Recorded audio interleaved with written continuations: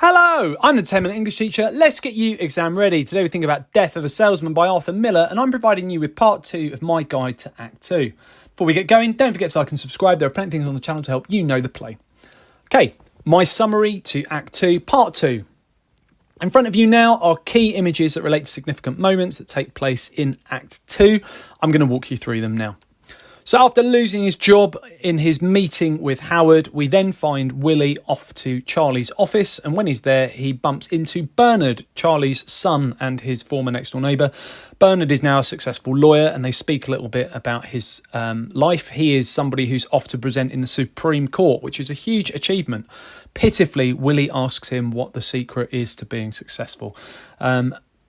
Bernard then asks Willie what happened in Boston and talks about the fact that Biff seemed to give up on life after going to Boston. This is something that's really very challenging to Willie, and then Bernard disappears after Willie is quite objectionable towards him. And then we've got a conversation between Willie and Charlie, his next door neighbour. Charlie speaks to Willie about the money that he's owed, that Willie owes him, but also offers him a job. Willie is too proud to accept the job from Charlie and can't really recognise the fact that that he's shamelessly and pitifully relying on Charlie.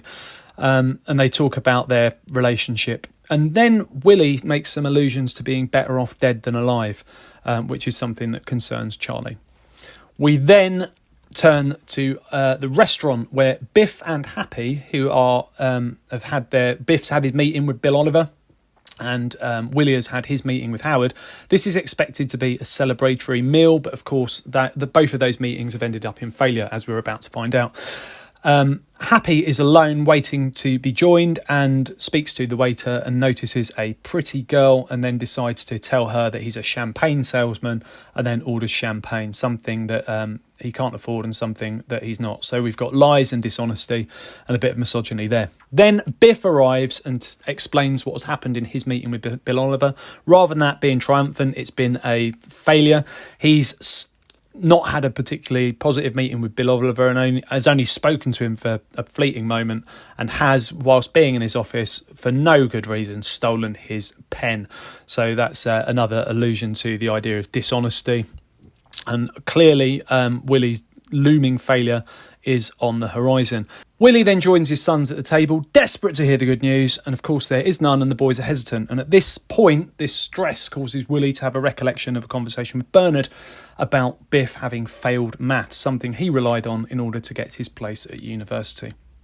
Then the boys speak to their father about the stolen pen, and that is something that signifies the fact that they're not going to be successful. Willie was dependent on that good news in order to restore his faith in his own future and the future of the boys.